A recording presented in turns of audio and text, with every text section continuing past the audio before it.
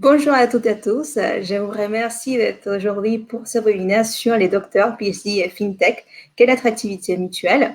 Je suis Lucella Sanchez, responsable des projets au sein de Finance Innovation. Pour ceux qui ne connaissent pas encore les pôles, on est les pôles de compétitivité de la finance digitale en France. Nous regroupons un écosystème d'environ 600 membres. La typologie de nos partenaires est très variée. On travaille avec des startups, notamment des fintech, des insurtech, des fintech en sens large, si vous voulez dire. Aussi des grands comptes du secteur de la finance en France. Aussi des investisseurs, des incubateurs et des accélérateurs en France, mais aussi à l'international, et des cabinets de conseil. Donc, notre objectif, entre autres, est d'accompagner ces startups dans leur développement et dans leur accélération. Et depuis l'année dernière, on accompagne aussi des fintech étrangères qui souhaitent s'implanter en France et qui souhaitent accélérer son business en France. Aujourd'hui, nous avons choisi comme sujet des discussions les synergies entre les docteurs et les fintech. Et pour cela, j'ai le plaisir d'accueillir nos partenaires, Amandine Bonicourt, CEO chez Adopt Talent Management. Bonjour. Bonjour Amandine. Bonjour. Benoît Desgrosseilles, directeur chez Finance Montréal. Oui, bonjour. Aurélien Ball, directeur technique chez Upskill. Bonjour. Et Mathieu Lafont aussi. Bonjour. Bonjour Mathieu aussi, c'est Adopt Talent Management. Donc avant, dans quelques instants, je vais laisser la parole à nos partenaires pour qu'ils se présentent de la structure et ainsi nous dévoilent les programmes qui sont spécialement conçus pour vous cet après-midi. Mais avant cela, je voulais vous rappeler que vous avez à droite de votre écran un espace pour poser vos questions. Donc, n'hésitez pas à poser toutes vos questions. On essaiera d'y répondre tout au long du webinaire ou à la fin, en l'occurrence. Et aussi, sachez que la rediffusion du webinaire sera disponible dès la fin de la séance et sur la chaîne YouTube de Finance Innovation. Et voilà, Amandine, je vous passe la parole et je vous laisse démarrer. Merci beaucoup, Gisela, pour cette introduction. Alors, peut-être je vais d'abord un petit peu vous expliquer pourquoi on a voulu ce webinaire et pourquoi on a décidé de l'animer à trois structures. Je pense qu'on est de nombreux observateurs à sentir qu'il y a vraiment une évolution très rapide dans l'industrie des services financiers aujourd'hui et qui tend à s'accélérer, à la fois notamment sous l'effet des innovations technologiques, mais aussi des évolutions réglementaires. Et du coup, dans ce contexte, ce qu'on observe très largement, c'est une augmentation de la part des emplois à haute valeur ajoutée. C'est vrai en France, c'est vrai au Canada, c'est vrai à travers le monde. On se dit que dans ce contexte, attirer des PhD devient un enjeu stratégique pour nombre d'entreprises. Et du coup, il y a cette question de l'attractivité de ce secteur pour le vivier et d'attractivité de ces talents pour ce secteur. Donc, on va fonctionner en différents temps. On verra les évolutions des enjeux RH dans le secteur avec l'exemple du Québec, puis on verra du coup comment se structure l'emploi des docteurs dans les entreprises de services financiers au Canada. On reviendra sur différentes pistes issues de nos regards croisés pour attirer les PhD dans la FinTech. Et on terminera par un retour d'expérience issu de Skills et bien sûr vos questions. Donc, du coup, on est 4, effectivement, à intervenir et je vais laisser la parole à chacun de nous. Hein. L'idée à travers ce webinaire, c'était d'avoir des regards croisés entre des experts de la FinTech et des experts du doctorat et puis de vous apporter aussi des éclairages globaux sur cette problématique qu'il est. Et donc, on représente trois continents. Je me permets de me présenter en tout premier puisque j'ai le micro. Donc, moi, je suis Amandine Bunicourt, je suis docteur, je suis cofondatrice et directrice associée d'Adopt Talent Management. On est un cabinet de conseil en recrutement de PhD depuis 13 ans et on porte également une activité de formation et une activité d'innovation et d'études en interne. On a 3 bureaux à Paris, Bruxelles et Montréal, et de nombreux partenariats, notamment avec les pôles Finance Innovation et Finance Montréal. Je laisse peut-être la parole à Benoît pour prendre la suite et se présenter très brièvement. Oui, bonjour à tous et à toutes. Très heureux d'être avec vous ce matin. En fait, ce matin pour moi, cet après-midi pour vous.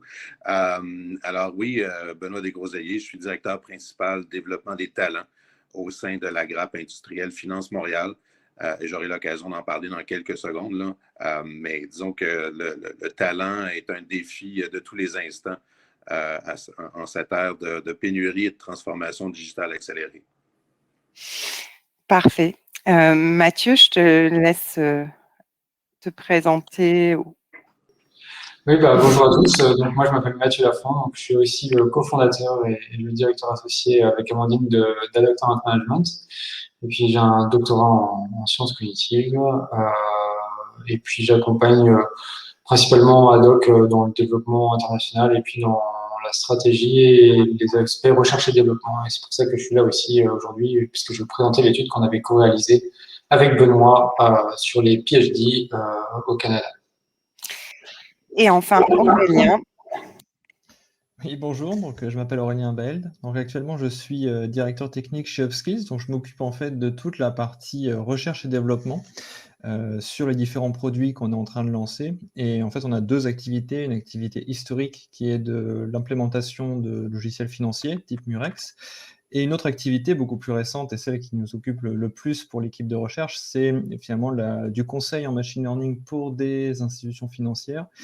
Et aussi finalement la création de produits qui permettent d'automatiser un certain nombre de processus dans les banques, les assurances et les sociétés de réassurance. Super. Voilà, donc on est un panel riche et varié, et puis international aussi. Je vais laisser d'emblée Benoît nous introduire les évolutions du contexte et la place du doctorat par rapport à ces évolutions. Merci Amandine. Si vous permettez, je vais désactiver temporairement ma caméra pour des raisons de connectivité. J'ai dû utiliser mon portable, puis je veux vous faire une économie de mauvais plans de caméra. Donc, je désactive ma caméra et je ne garde que le son. Donc, oui, bonjour, rebonjour à tous.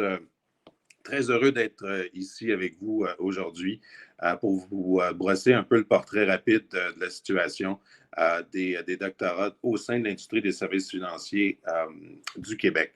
Un petit mot très rapide sur notre organisation, Finance Montréal. Nous sommes ce qu'on appelle une grappe industrielle ou un cluster industriel. Nous regroupons, oui, l'industrie, les banques, les assureurs, les gestionnaires d'actifs, mais tout autant les universités, le gouvernement, les agences de régulation et les firmes qui gravitent autour de l'industrie. Donc, nous représentons vraiment l'écosystème bien plus que simplement une industrie. Et comme la plupart des regroupements, nous fonctionnons par chantier. Chantier innovation et chantier talent, entre autres, qui sont des chantiers historiques et très importants, des chantiers transversaux. Et j'ai le plaisir depuis bientôt 8 ans d'être le leader du chantier talent ou ressources humaines, là, selon les appellations. Donc, on regarde, on essaie d'anticiper en fait les besoins, les défis, les enjeux de notre industrie dans un horizon de 5 ou 10 ans. Et bien entendu, au cours des dernières années, un peu comme on l'a dit d'entrée de jeu, la technologie transforme, révolutionne, on peut même dire, une grande partie des modèles d'affaires. Et donc, on a vu apparaître autour de nos tables de discussion des PhD, des chercheurs. Et je me suis dit, il faut comprendre ce phénomène. Allons plus loin. Et c'est là, il y a 18 mois environ, que j'ai rencontré Mathieu et qu'on a décidé de creuser un peu le sujet. Alors, quelle est la toile de fond de ce changement? On a des clients qui sont de mieux en mieux informés, de plus en plus branchés. Ils sautent dans le train du changement, ils adoptent les technologies de plus en plus rapidement, ce qui force l'industrie donc à s'adapter très rapidement. Globalement, nos industries, nos grands joueurs, les banques, les assureurs, ont une meilleure compréhension de la data, des données sur lesquelles, une espèce de mine d'or sur lesquelles ils étaient assis sans trop s'en rendre compte. On a appris donc à valoriser cette donnée, ce qui a ouvert la voie à l'automatisation des processus. L'intelligence artificielle, on a le pied dans la porte, mais on n'a pas encore tout à fait franchi le seuil. La chaîne de blocs, elle aussi, qui promet une forme de révolution dans la façon dont on va concevoir notre industrie. Et finalement, les startups, les fintechs qui remettent en question le modèle d'affaires traditionnel d'une industrie, disons-le, qui était, somme toute, assez classique. Donc, en termes de ressources humaines, on part d'où dans l'industrie au Québec, au Canada?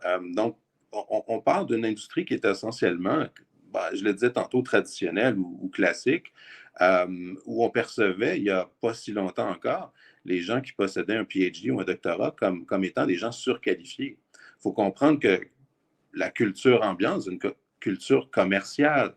On ne parle pas de recherche et développement en finance. On développait des produits, certes, mais on était davantage dans une optique technique. Donc, bien que les gens aient des diplômes universitaires, bien entendu, dans l'industrie, ce ne sont pas des scientifiques ou des académiciens. Ce sont des techniciens, des commerciaux, en quelque sorte. Donc, c'est un peu la trame de fond de notre industrie. L'industrie aussi où il y a de très grands joueurs, mais une multitude de petites et moyennes entreprises, des PME, qui gravitent autour. Et comme bien des PME, aller jusqu'à tout récemment, la plus grande innovation qu'elles avaient connue, c'était de passer du fax à l'ordinateur au tournant des années 90. Donc, on repassera pour l'innovation. De plus, les PhD étaient essentiellement cantonnés dans la sphère académique ou universitaire, et mis à part peut-être quelques secteurs comme la santé, les recherches pharmaceutiques, l'ingénierie, on les voyait peu à l'extérieur des sphères universitaires. Bon, ce qui a changé, évidemment, dans un monde complexe, VUCA, donc où il y a beaucoup de volatilité, d'incertitude, de complexité, d'ambiguïté, on cherche à comprendre et on cherche à s'adjoindre des services de gens qui ont des capacités, des compétences, des savoir-faire, des savoirs qui sont bien au-dessus de la moyenne.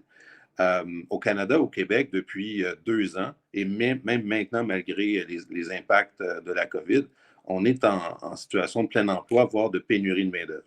Donc, évidemment, on ne peut pas laisser personne sous prétexte qu'ils sont qualifiés là, de côté. Il faut que tout le monde mette la main à la pâte, pour ainsi dire.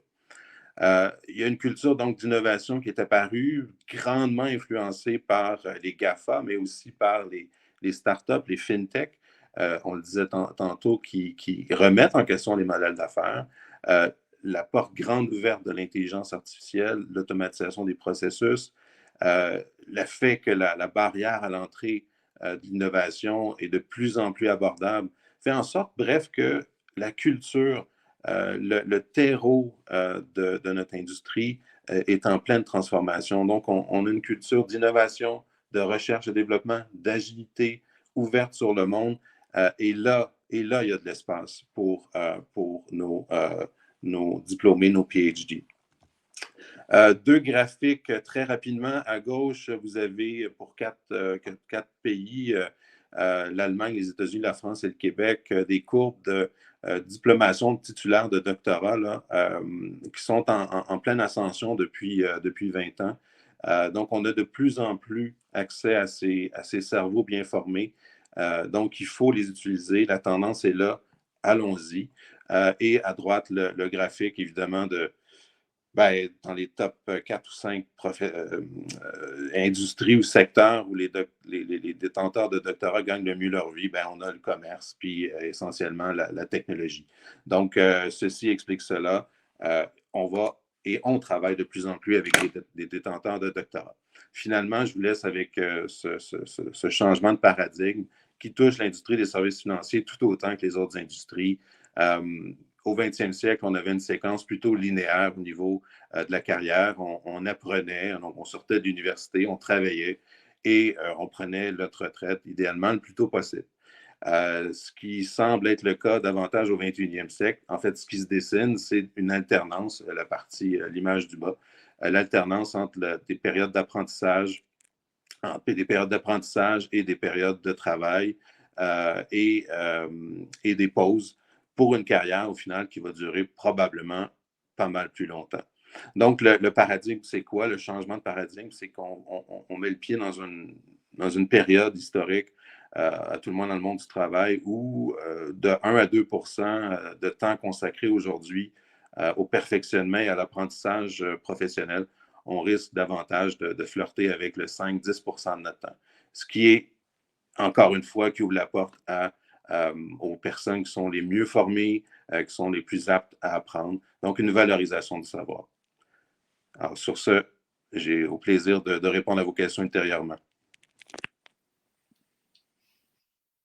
Alors, on va laisser du coup la parole à Mathieu pour faire rapport à ce contexte, nous éclairer sur les questions d'emploi et de compétences des docteurs. Ouais, merci beaucoup Amandine, merci Benoît pour cette présentation très claire et je pense qu'il illustre très bien en fait le changement de paradigme qu'est en train de vivre la finance puis d'autres secteurs, mais la finance en particulier due à l'évolution technologique et puis aussi l'évolution des règles aussi qui sont là et qui s'invitent de plus en plus dans l'industrie. Et donc, dans ce cadre-là, nous, en tant que spécialistes du doctorat, en fait, on a réalisé une étude au Canada qui était vraiment globale et qui visait à étudier quelles étaient les compétences finalement des docteurs et des PhD au Canada.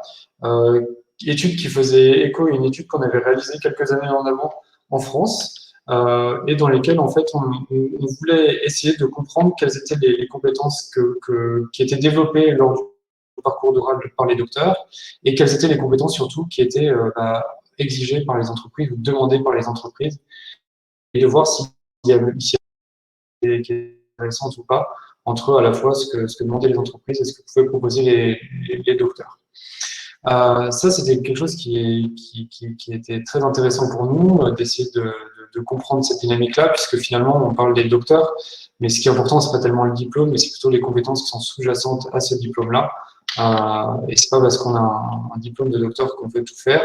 C'est plutôt les compétences qui sont acquises lors du parcours doctoral qui vont nous permettre d'effectuer un certain nombre de métiers. Donc, on a effectué une recherche pendant 18 mois. On a rassemblé 1200 répondants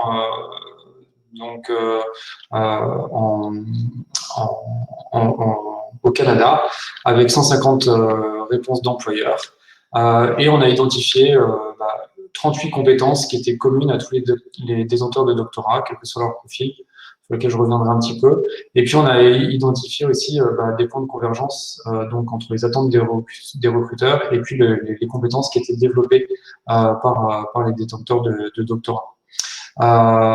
Et fort de ces recherches-là, en fait, on s'est demandé avec Finance Montréal, finalement, quelles sont les compétences qui sont spécifiques ou qui sont demandées par les entreprises du secteur financier, et finalement, est-ce que les docteurs sont les plus à même à y répondre. Donc, on a décidé de faire un espèce de focus sur les PhD dans le secteur financier au Canada et au Québec en particulier, où on a finalement repris les données qu'on avait obtenues lors de cette enquête un peu plus générale, et on a essayé de regarder comment est-ce qu'on pouvait particulariser ces données-là pour le secteur de la finance au Québec. Comme l'a dit Benoît, le secteur de financier est en pleine mutation, et notamment il y a une évolution des métiers de la finance et forcément des compétences recherchées. Et l'idée était de savoir si finalement les docteurs étaient capables de fournir des compétences qui pouvaient apparaître comme étant des nouvelles compétences qui étaient demandées dans les nouveaux métiers de la finance. Et l'idée aussi, c'était de savoir s'il y avait ces compétences-là, quels étaient les docteurs ou le type de docteur qui était le plus à même de pouvoir répondre à ces compétences-là, puisqu'on parle généralement des docteurs en sciences et technologies, mais il y a peut-être d'autres profils qui pourraient être intéressants aussi pour le secteur de la finance. Donc, on a réalisé un groupe de discussion avec des gestionnaires de la finance qui a été organisé par Finance Montréal. On a réalisé une enquête en ligne, on a fait des entretiens avec des PhD dans le secteur de la finance, et puis on a utilisé beaucoup de sources documentaires qui étaient à la fois produites par des agences gouvernementales, mais aussi par Finance Montréal, sur lesquelles on a essayé de réaliser un maximum d'analyses afin de parvenir à notre but. Alors, les premiers résultats, c'est qu'on a repris les compétences doctorales, on avait identifié 120 compétences comme sur une base d'un référentiel. On avait, comme je vous l'avais dit tout à l'heure, identifié 38 compétences qui étaient spécifiques, en tout cas qu'on retrouvait un petit peu partout chez tous les docteurs. Et puis, les autres compétences sont des compétences qu'on a appelées, qui pouvaient varier suivant un certain nombre de critères, comme l'ancienneté dans le travail, comme les méthodes de financement du doctorat, les disciplines scientifiques dans lesquelles les doctorats ont réalisé leur thèse, etc. Donc, à partir de ce référentiel-là, on a essayé de définir quelles étaient les compétences qui étaient nécessaires pour exercer un emploi en finance. Donc, on a identifié un certain nombre de compétences qui vous sont présentées ici. Et l'idée, c'est de savoir, est-ce que ce référentiel de compétences-là correspond bien au référentiel de compétences qu'on avait obtenu chez les docteurs, ou est-ce qu'il y avait des gaps qu'il y avait entre les compétences. On a trouvé qu'il y avait un vrai alignement au niveau des compétences et des motivations, mais il y avait aussi des deux enjeux qui étaient présents dans le secteur, qui étaient un enjeu d'attraction et un enjeu de rétention. Alors, l'enjeu d'attraction, l'enjeu majeur d'attraction, c'était le fait que finalement les meilleurs docteurs étaient attirés peut-être par d'autres secteurs que la finance, parce que les secteurs étaient jugés comme étant soit plus rémunérateurs, soit plus sexy, soit plus intéressants scientifiquement. Et puis l'autre enjeu était un enjeu de rétention, puisqu'une fois qu'on a réussi à attirer les meilleurs talents au sein de notre secteur, comment est-ce qu'on va les retenir, comment est-ce qu'on va leur donner envie de continuer au sein de ce secteur-là. Sur ces deux enjeux, on a identifié donc, avec Finance Montréal 5 recommandations de chantier. Donc, essayer d'identifier les bassins de candidats cohérents. Le deuxième recommandation, c'est de développer le réseau dont je vais parler un petit peu. Troisième recommandation, c'était de mettre de l'avant les spécificités scientifiques du secteur, mettre de l'avant l'impact sociétal de l'industrie, valoriser l'innovation et la transformation du secteur financier et développer la marque employeur. Toutes ces recommandations ont été basées à la fois sur ce que nous ont dit les acteurs du secteur, les recruteurs du secteur, mais également les docteurs, quand on a essayé d'identifier les motivations pour lesquelles ils iraient en finance ou ils n'iraient pas en finance, pour lesquels ils iraient dans tel ou tel secteur à la fin de leur doctorat. Donc, si on regarde un petit peu les enjeux et les recommandations et qu'on les prend une par une, donc identifier les bassins de cohérence, souvent, les bassins les plus classiques sont les bassins en ingénierie, en mathématiques, en sciences, en technologie, mais on s'est rendu compte que finalement, des PhD qui étaient hors de ces domaines-là représentaient un bassin qui était tout à fait intéressant et complètement sous-exploité par l'industrie, puisque quand on regardait un petit peu les actions que pouvaient avoir les entreprises du secteur envers les docteurs, ils ne prenaient pas du tout en compte les docteurs dans des sciences humaines et sociales, par exemple, et qui préféraient se focaliser sur des docteurs en sciences, technologies, ingénierie et mathématiques. Or, on s'est aperçu qu'en termes de compétences, les PhD hors STEAM avaient de nombreuses compétences qui pouvaient être très, très intéressantes pour le secteur. Et notamment, il y avait l'accompagnement aussi du changement dû à la révolution technologique, qui nécessite nécessairement une acculturation, un changement de processus, et ça qui pouvait être tout à fait intéressant d'intégrer des PhD dans des sciences humaines pour faire ces choses-là. L'intérêt aussi, on s'est aperçu que, notamment dans le monde des traders, on s'est aperçu que des grandes plateformes de trading recrutaient beaucoup des docteurs en sciences humaines et sociales qui avaient des capacités d'analyse très très importantes et qui étaient capables de déceler des tendances tout à fait intéressantes pour la gestion des portefeuilles de leurs clients. Donc ça aussi, on s'est aperçu que ça marchait très bien. Et puis, il y avait de nombreux autres exemples qui nous ont été montrés sur le fait que les docteurs hors STEAM pouvaient apporter des choses très intéressantes au secteur. Ensuite, développer le réseau. Donc, c'est essentiellement en fait rapprocher le monde de la recherche académique et le monde de la finance pour avoir une meilleure compréhension des deux côtés. Parce que souvent, le monde de la finance méconnaît le monde de la recherche académique et le monde de la recherche académique méconnaît le monde de la finance. En tout cas, il y a des stéréotypes et des préjugés qui sont tout à fait présents dans les têtes des deux côtés et qui nous semblait important de déconstruire de manière à pouvoir avoir à la fois une meilleure compréhension et puis avoir un meilleur partenariat aussi entre ces deux mondes, voilà, même si j'aime pas les séparer forcément, mais ces deux mondes.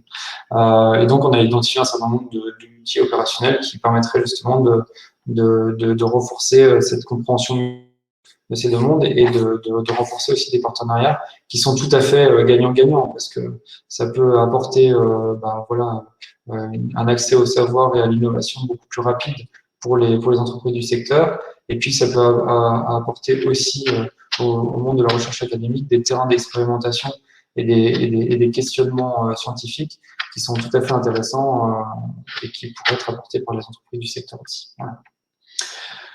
Mettre de l'avant les spécificités scientifiques du secteur. Et en effet, les docteurs, souvent, quand ils vont dans un domaine, il y a plusieurs facteurs de motivation. Et l'un des facteurs principaux, si ce n'est le facteur principal, c'est l'intérêt scientifique de leur métier. Et souvent, les docteurs vont aller dans les entreprises qui leur proposent les challenges scientifiques les plus intéressants. Et on s'est aperçu que effectivement le secteur de la finance avait du mal à valoriser tous les secteurs, enfin tout l'intérêt scientifique de la recherche qui se faisait en finance. Et ça, c'était aussi quelque chose d'assez important aussi à montrer, c'était de faire connaître justement tout ce qui est intérêt scientifique dans la recherche en finance et qui attirerait à notre avis de nombreux docteurs et de nombreux chercheurs de très haut niveau. Il y a aussi l'impact sociétal et social de l'industrie qui est important puisqu'il y a quand même un mauvais sentiment qui est souvent revenu vis-à-vis du secteur de la finance pour les docteurs et montrer que justement il y avait un certain nombre de projets ou de choses intéressantes dans le secteur de la finance qui avaient un impact social et sociétal fort et qui pouvaient tout à fait intéresser et convaincre de nouveaux docteurs de venir dans ce secteur-là. Et puis, effectivement, valoriser aussi toutes les innovations qui sont réalisées, la transformation que le monde de la finance est en train de vivre. Donc, valoriser un petit peu tout ça et donc mettre de l'avant au maximum toutes les innovations qui sont réalisées au sein des entreprises du secteur, qui permettraient justement de montrer au PhD l'intérêt de ce secteur. Et c'est vrai que ça permettrait aussi aux gens de la finance de se rendre compte à quel point l'innovation est nécessaire et importante dans leur secteur et à quel point ils ont besoin d'avoir des gens qui sont capables de maîtriser ces processus d'innovation. Et enfin, de développer la marque employeur, quelque chose de beaucoup plus classique, on va dire, qui se fait déjà, mais qui est important de continuer à faire, en particulier vis-à-vis des docteurs, puisque la perception de la marque employeur chez les docteurs est légèrement différente de la majorité des gens, puisque encore une fois, ils vont s'intéresser, ils ont des facteurs de motivation qui sont un petit peu décalés par rapport aux facteurs de motivation traditionnels qu'on peut déceler chez les employés lambda. Voilà, donc pour conclure très rapidement, puisque j'ai fait mon temps, je suis là aussi pour répondre à vos questions à la fin de cette petite présentation. Eh bien, c'est de dire que effectivement la finance, elle vit un virage qui est technologique important, qui va modifier à la fois les besoins en compétences, mais aussi les métiers au sein de la finance, et que les PhD, on a montré qu'ils avaient des compétences qui étaient tout à fait intéressantes pour le secteur de la finance. Et puis, il y avait aussi quelque chose dont je n'ai pas parlé, mais les compétences pédagogiques pour partager les connaissances avec les équipes d'organisation. On sait que maintenant, de plus en plus, tout ce qu'on appelle le knowledge management est un enjeu qui est très fort dans ces secteurs-là. Je vous remercie de votre attention et puis donc je vais passer la parole à Amandine qui va vous présenter voilà, notre expérience, en tout cas en tant que cabinet de recrutement, sur le recrutement de PhD dans tous les secteurs, mais en particulier dans le secteur de la finance. Merci Mathieu. Du coup, effectivement, l'idée, c'est un petit peu de voir si les constats qui sont issus de cette étude au Canada, ils sont duplicables à la France et à l'Europe. Et puis, derrière, d'en tirer parti sur comment attirer les talents et les PhD. Alors, très clairement, hein, ce qui a été constaté au Canada est duplicable à l'Europe et va largement au-delà du secteur des fintech. C'est prégnant dans toute l'économie fondée sur la connaissance. Et je vais pas répéter les apports des docteurs que Benoît a largement illustrés, mais en tout cas, enfin voilà, à la fois bien sûr développer des nouvelles propositions de valeur, repenser des modèles, gérer des problématiques complexes, c'est des choses qui sont importantes dans le secteur financier et au-delà. Et ce qui fait que aujourd'hui, la guerre des talents, elle est donc globale, elle est intersectorielle, et c'est pour ça qu'on se dit, bah, c'est aussi important de vous partager notre regard sur au-delà du pourquoi attirer les docteurs, comment les attirer. Donc, en complément des éléments qui vous ont été partagés, déjà, je vais revenir sur des éclairages issus d'autres études qu'on a pu mener, et puis bien sûr sur 13 ans d'expérience de recrutement de PhD. Ce qu'on observe globalement, c'est qu'il y a vraiment besoin de plus en plus d'une hybridation, d'un métissage des équipes pour faire face aux challenges dans l'économie fondée sur la connaissance. Et donc, il y a besoin d'une meilleure irrigation du tissu socio-économique par les docteurs. Ça, c'est quelque chose qui est présent dès la stratégie de Lisbonne en 2000. Au quotidien, ce qu'on observe, et Mathieu et Benoît l'ont notamment illustré, c'est que l'un des gros freins, c'est la méconnaissance réciproque entre docteurs et entreprises. Et le levier que nous, on observe d'un point de vue opérationnel dans nos métiers, c'est vraiment de promouvoir la rencontre sur le terrain des compétences et des motivations. Du coup, pour vous, la première question, ça va être déjà de savoir pourquoi et à quel type de besoins peuvent répondre des docteurs au sein de vos entreprises. Alors, j'ai vu qu'il y avait pas mal de startups de fintech qui étaient dans les participants. Mathieu disait à l'instant, on pense souvent aux docteurs en STEAM. Et moi, ce que j'observe aussi assez globalement, c'est qu'on associe souvent docteur et R&D. Or, je pense qu'en fintech et en finance, bien sûr, on a besoin de docteurs en R&D, à des postes d'ingénieurs R&D, de scientists, d'experts, de chefs de projet, de managers, mais on a aussi beaucoup besoin de docteurs hors R&D.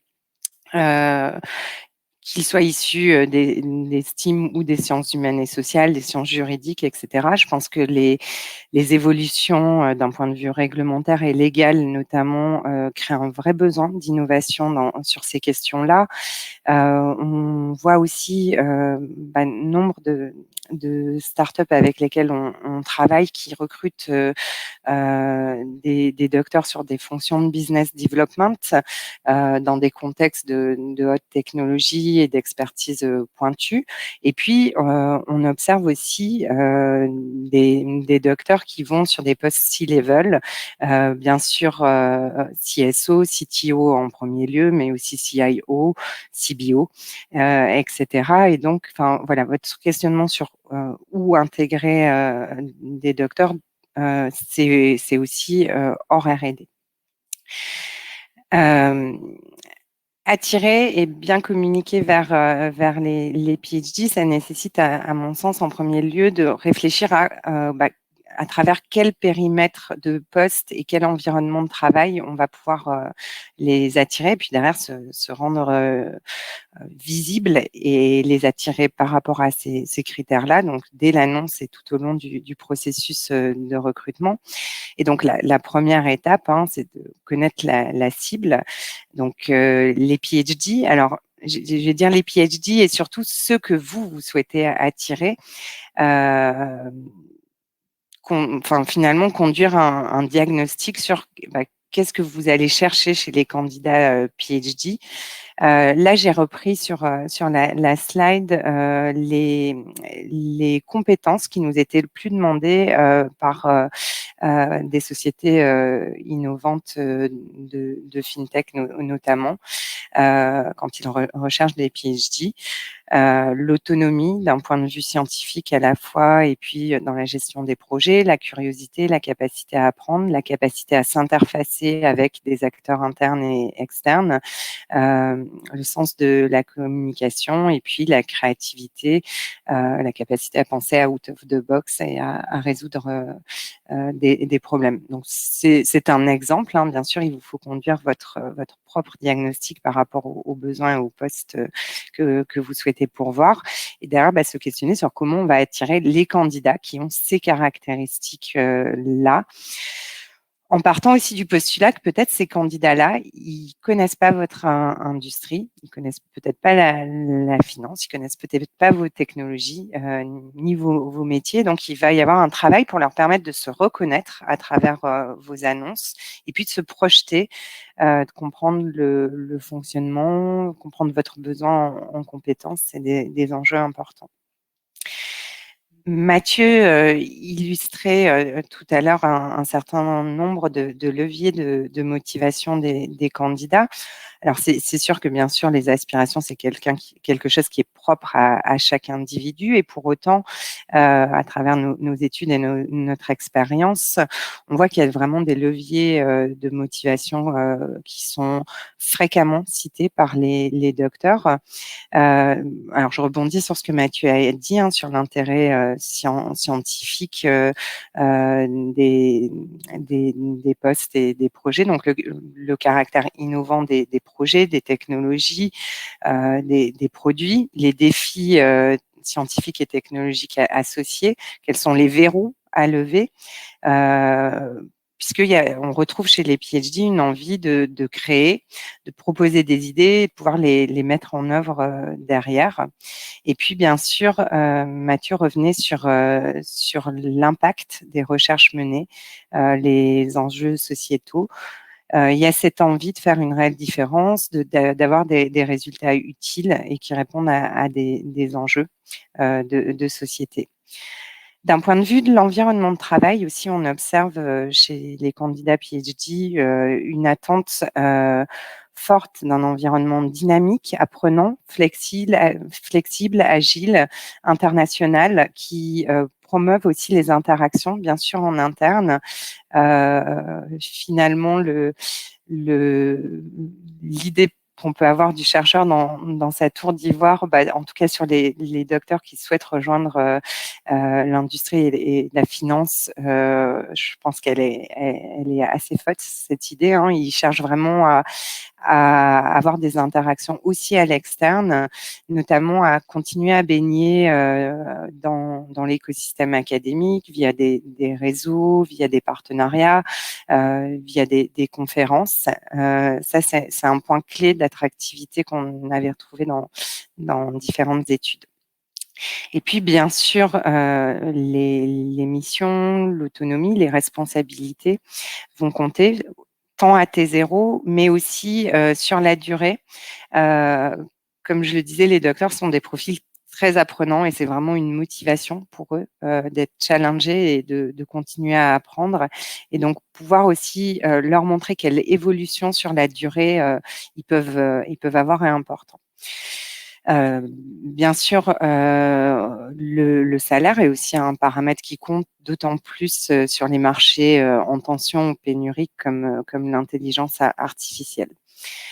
Du coup, pour vous, il faudra faire le point sur les motivations dans lesquels vous êtes capable de répondre, et puis vraiment travailler votre proposition de valeur vers les candidats PhD.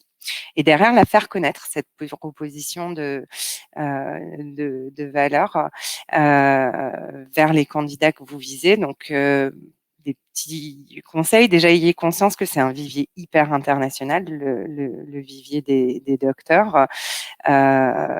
Les doctorants en France, c'est uniquement 2,2% du total des doctorants dans le monde. Hein. Donc, bien sûr, est-ce que vous avez besoin d'un doctorant francophone, d'un doctorant qui est déjà dans un laboratoire français? Ça peut vraiment derrière vous permettre d'ouvrir le scope en publiant l'annonce en anglais notamment. Le vivier des docteurs, c'est aussi 41% de femmes. Elles doivent pouvoir se reconnaître dans vos annonces. Et puis derrière, cibler les canaux où sont présents les candidats. Et c'est pas forcément les job boards généralistes qui vous permettront de les atteindre. On le voit, ils sont très sensibles à tout ce qui va diffuser via les réseaux académiques, via les réseaux scientifiques. Donc, c'est des réseaux à mobiliser pour faire connaître vos offres. Puis, si les candidats ne viennent pas à vous, on a la chance d'avoir des candidats qui sont visibles par leur production scientifique. Donc, ça peut être aussi une manière de les approcher. Et bien sûr, on parlait de marque employeur tout à l'heure, hein, mais travailler spécifiquement sa marque employeur vers ce vivier. Une fois que vous avez pu attirer des docteurs, il y a l'intégration qui est importante. Et ce que moi j'observe au quotidien, c'est que c'est les toutes premières intégrations, toutes premières prises de greffe qui peuvent être difficiles, notamment parce que souvent elles vont correspondre aussi à des étapes de changement dans vos entreprises. Par exemple, la mise en place d'un lab, d'une équipe R&D. Et donc, il y aura du coup de la vigilance à la fois sur le type de candidat à retenir, notamment sur ses soft skills, sa proactivité, sa capacité à travailler en réseau, son goût pour la nouveauté, sa résilience, mais aussi des points de vigilance du côté de la structure, parce que la R&D, ça se passe jamais comme on l'avait pensé, ça se passe jamais aussi vite qu'on l'avait prévu. Et pour autant, il faut pouvoir garder le cap, il faut pouvoir faire adhérer les équipes au projet, parce qu'elles vont être aussi bousculées dans certains modes de fonctionnement. Et ça fait partie du fait de la volonté de vouloir mettre en œuvre une R&D et qu'elle diffuse, qu'elle apporte cette culture de l'innovation aussi à tous les étages. Bien sûr, permettre aux docteurs de se confronter à vos problématiques, d'échanger avec les non-chercheurs pour se comprendre, pour se construire un langage, une culture commune. Ça, c'est des points importants. Et que je vous propose du coup qu'on illustre tout de suite à travers l'exemple de l'implantation d'un centre de R&D en France et de la stratégie d'acquisition de PhD avec donc Aurélien Bald qui représente Upskills. Aurélien, ce que je te propose peut-être, c'est de revenir déjà sur qu'est-ce que fait Upskills et pourquoi Upskills a voulu développer un laboratoire d'intelligence artificielle. Ok, alors je vais présenter Upskills rapidement. En fait, Upskills, c'est une société qui a été montée à Singapour il y a une dizaine d'années. Et l'activité historique, c'est l'implémentation de logiciels financiers, typiquement Murex. Ça fait vivre Upskills depuis une dizaine d'années. Mais au fur et à mesure des interactions avec les banques, le CEO d'Upskills a finalement senti qu'il y avait un besoin de digitalisation et qu'il fallait proposer des prestations de conseil en machine learning ou même la création de produits basés sur ce type de technologie pour les institutions financières. Et donc ça, c'est le deuxième business qu'on est en train de monter. Et la nature de ce business fait qu'il y a un besoin très très fort d'innovation. Et ça avait tout à fait du sens de créer un laboratoire de recherche pour soutenir les équipes produits et les équipes de conseil. Donc c'est vraiment de ce besoin-là qu'est né le lab de Paris. D'accord. Et pourquoi, quand on est une société de Singapour, avoir pris entre guillemets la difficulté, enfin vu de l'extérieur, ça apparaît comme ça, de penser le lab à 10 000 kilomètres? Alors ça, c'est amusant. Alors c'est surtout donc Tong, le CEO d'Upskills, qui est à l'origine de l'implantation en France. Alors en fait, la petite histoire qu'on raconte toujours, c'est qu'initialement, le labo avait été monté à Singapour. Mais en fait, à force de recruter des personnes à Singapour, ils se sont rendus compte qu'ils ne recrutaient que des Français. Et comme faire venir des Français à Singapour, c'est pas forcément évident, finalement, ils ont décidé de monter le laboratoire à Paris. Et c'est à ce moment-là que j'ai été recruté. Donc finalement, pourquoi monter un labo à Paris? Donc déjà, Upskills, c'est quand même une société qui a été fondée par des Français. Donc il y a une forte proximité culturelle entre la France et l'équipe de management.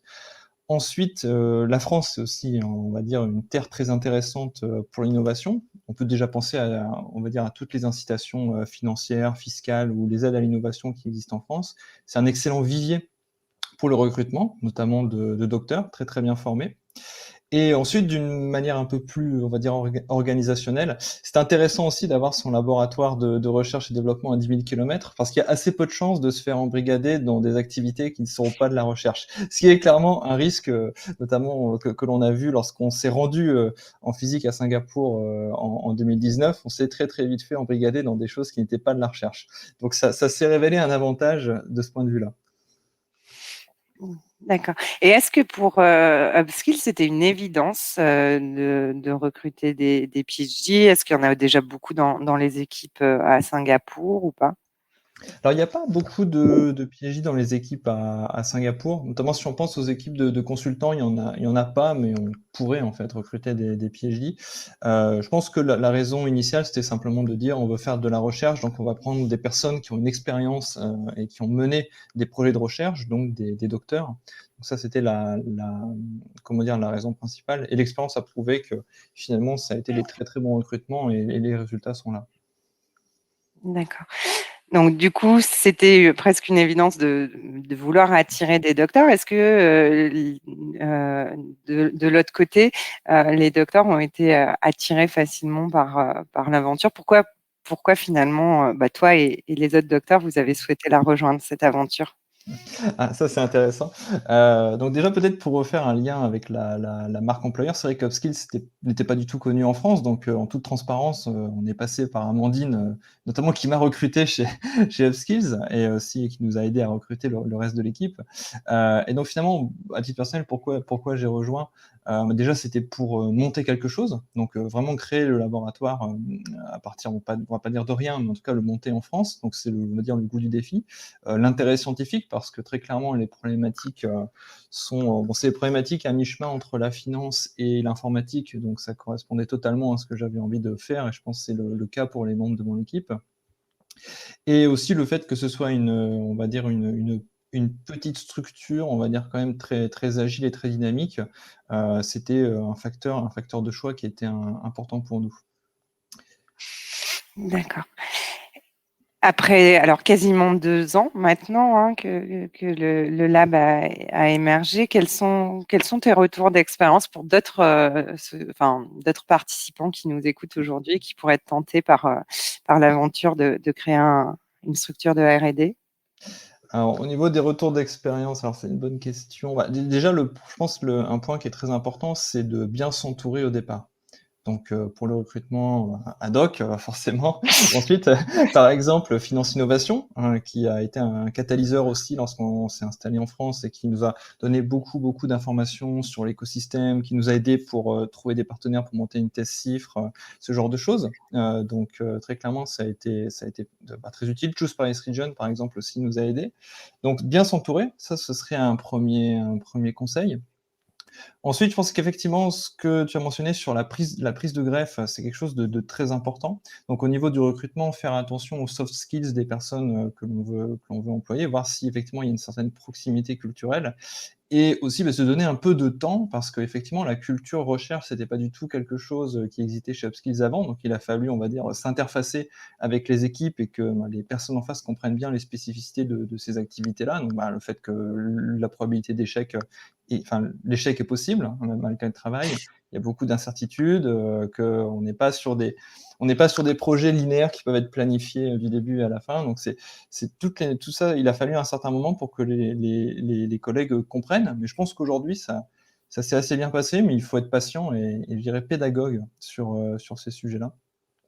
Et peut-être troisième point, c'est continuer à faire vivre ces réseaux académiques. Ça nous a bien aidé aussi de rester interfacés et même de créer des nouveaux partenariats avec des laboratoires. Ça permet, en plus, c'est un facteur d'attractivité parce que même pour attirer justement les chercheurs qui sont chez nous, c'est une possibilité qu'on leur offre de travailler en partenariat avec des labos, d'encadrer. Typiquement, ce qu'on va faire là, c'est qu'ils vont encadrer des tests CIFRE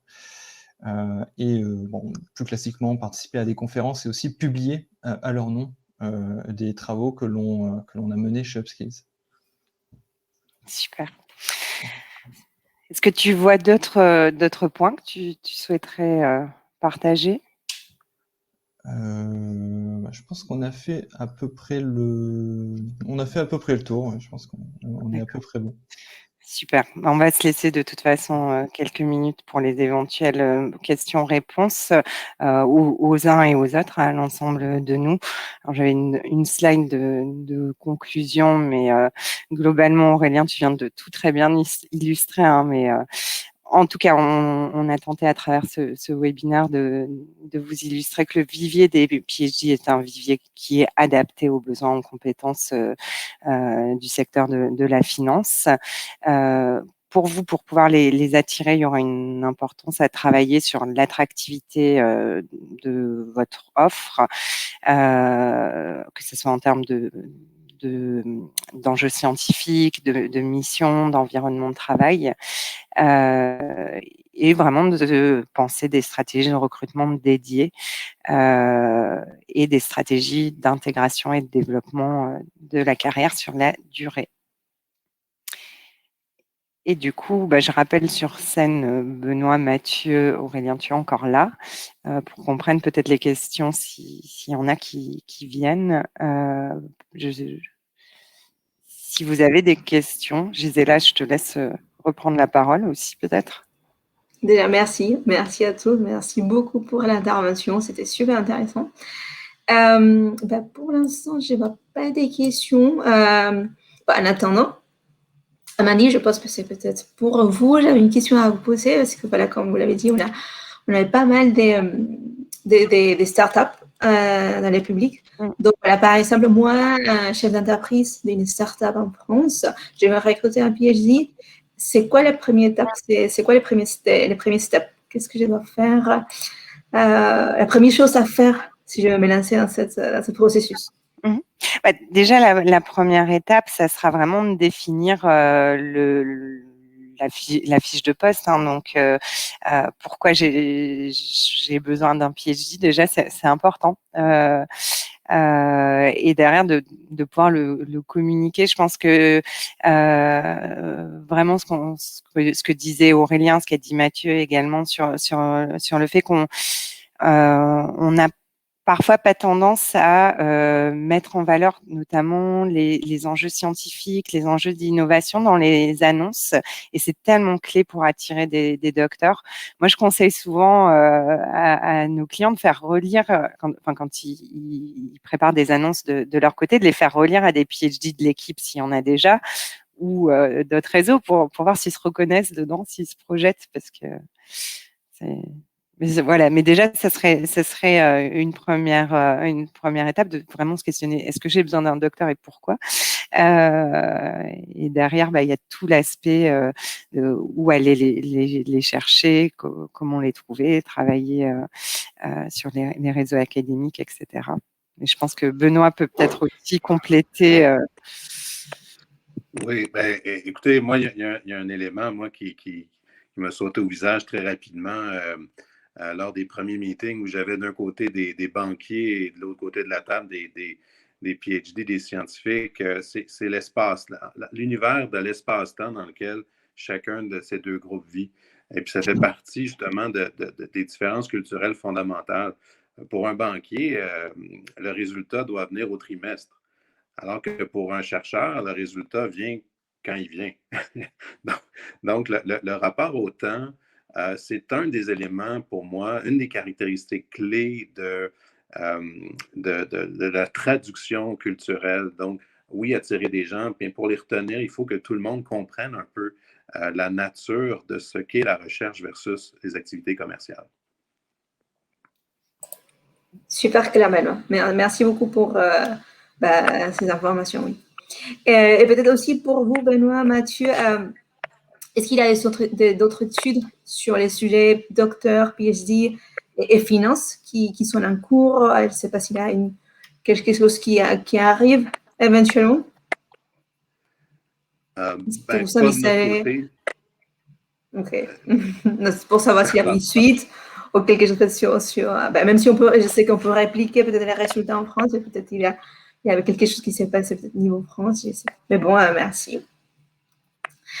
Et je vois des questions qui sont en train de se taper. Donc, on a encore quelques minutes. On peut faire, j'aime toujours faire un dernier tour de table avant de clôturer. Et peut-être Mathieu, si vous voulez commencer, est-ce que vous avez un dernier message à faire passer auprès de la communauté, hein, on va dire, des startups sur ce sujet des PhD et des études de la finance? Oui, alors, c'est vrai que là, on est vraiment axé là-dessus. Et après, il faut bien comprendre que les PhD ne sont pas forcément la solution à tous les problèmes, hein, là. Donc, il faut aussi relativiser ça. Il faut recruter les bonnes compétences au bon métier. Et c'est surtout ça pour lequel on se bat aussi chez Adobe, c'est-à-dire essayer de mettre les bonnes personnes aux bons endroits dans les structures d'entreprise, de manière à ce que l'entreprise soit la plus efficace possible. Donc, il faut pas avoir une aversion envers les PhD, à se demander qu'est-ce que c'est que ces gens-là qui vont venir dans une entreprise. Et il faut pas non plus se dire qu'on va en mettre partout parce que c'est pas non plus efficace. Donc, il faut bien comprendre en fait ses besoins et identifier bien ses besoins en termes de compétences et ensuite réussir à mettre les bonnes personnes au bon endroit. C'est ça qui est pour moi le plus fondamental, quoi. Sans réfléchir au diplôme, mais en termes de compétences, c'est ça qui est le plus important. Merci Mathieu. Et Benoît, un dernier message? Oui, écoutez, j'abonde dans le même sens que Mathieu. Trop longtemps, on s'est contenté de reproduire, de recruter plutôt des personnes qui ressemblaient aux gens dans le département ou dans la division, là. Donc, cette pluralité des profils est extrêmement intéressante, d'une grande richesse. Mais au-delà de ça, il faut la bonne personne pour le bon poste avec les bonnes compétences. Donc, je rejoins totalement Mathieu dans cette approche. Merci. Merci Benoît. Et Aurélien? Ton micro, il est coupé. Pardon, c'est amusant, je viens de voir une question sur l'aversion au risque. Alors, j'avais envie de parler de ça parce que tout à l'heure. Oui, allez-y. Benoît disait que la temporalité est différente. Alors, c'est vrai, néanmoins, nous, on a eu ce problème-là, c'est-à-dire qu'on avait besoin de faire de la recherche, on va dire, entre guillemets, rentable, parce qu'on est une petite structure, et donc, il est tout à fait possible de mener des travaux de recherche en minimisant le risque. C'est comme un investissement financier, hein. Si vous voulez un gros rendement, il y a un gros risque. Mais on peut tout à fait réduire un peu son espérance de rendement en minimisant la volatilité. Donc, nous, ce qu'on a fait, par exemple, c'est qu'on se donne des périodes de 3 mois où on essaye d'obtenir une réponse plus ou moins satisfaisante au bout de 3 mois. Et en fait, on limite le risque de dérive en fait, en se fixant des deadlines comme ça. Donc, notre activité de recherche, finalement, elle a un risque très maîtrisé parce que si jamais on s'en allait sur une impasse, on pourrait de toute façon très, très vite se remettre sur une voie un peu différente. Donc, cet aspect-là des différences de temporalité, il existe, mais il est maîtrisable et ça permet de rendre les activités de recherche probablement plus rapidement rentables que si on conservait une approche purement académique. Super, merci Aurélien. Et Amandine, et voilà. Voilà, je pense vous avez répondu à la question de Xavier. Alors, peut-être en complément de ce qui a été dit et auquel j'adhère complètement, moi, je voudrais vraiment revenir sur l'aspect que les transformations qui s'opèrent dans le secteur de la finance et bien au-delà, c'est pas que des transformations qui sont d'un point de vue technologique. Et je pense que c'est hyper précieux de pouvoir penser la valeur ajoutée des docteurs aussi pour repenser les organisations, les modèles d'affaires ou les usages et toute la complexité, tous les phénomènes qui nous entourent, les anticiper aussi. Et moi, je dis souvent que là où le docteur a sa plus-value la plus forte, c'est quand il sort de son milieu naturel, quand justement il n'est pas entouré de chercheurs, y compris de chercheurs dans le privé. Donc voilà, vraiment pouvoir irriguer au sens large le tissu socio-économique, c'est important. Dans le marketing, dans les RH, dans les fonctions de direction, dans le juridique, etc. aussi. Merci beaucoup, Amandine. Je vois qu'il y avait une question de Xavier sur une plateforme dédiée au rapprochement entre employeurs et PSI. Bon, et voilà, je vous invite aussi à regarder les sites de Adopt Talent Management pour en savoir plus. Si c'est vrai que c'est pas une question, mais peut-être plutôt des partages, des avis sur il y a gens qui nous disent que et parfois les mondes de l'entreprise, c'est pas celui qui les doctorants adressent. C'est pénal lorsque les docteurs décident d'y regarder, les offres ne sont pas forcément adaptées à leur profil et ça les décourage. Hein. Donc, est-ce que vous avez peut-être dans ces cas de figure, Amandine, peut-être vous, ou Benoît, je ne sais pas, est-ce que vous avez un conseil à leur donner? D'aller outre ce qui est communiqué dans les annonces. Je disais tout à l'heure, c'est vrai que je trouve que souvent les structures dans la finance, mais pas que, ont du mal à se mettre à la place du PhD pour l'attirer, voir ce qu'ils veulent attirer. Et donc je pense que quand on est docteur, il faut aussi faire sa veille et se dire peut-être dans l'annonce je vois pas les enjeux scientifiques, je vois pas un certain nombre de choses qui auraient pu m'attirer, mais par contre si je regarde au niveau du secteur tous les enjeux qu'il peut y avoir d'un point de vue technologique ou autre, donc laisser une chance à des annonces qui peut-être ne sont pas complètement attractives au départ pour rencontrer les gens qui sont derrière et qui peut-être justement apporteront cette attractivité, quoi. Merci, Amandine. Mais je suis d'accord. Oui.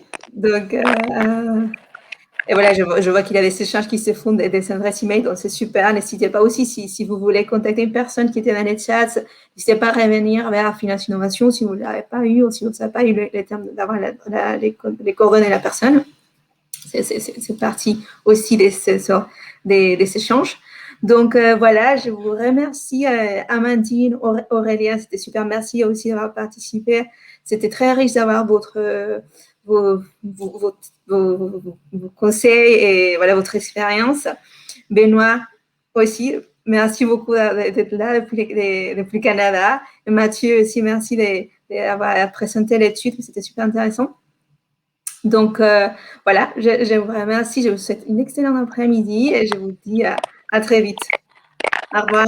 Merci à tous. Merci. Au revoir. Merci à tous. Merci.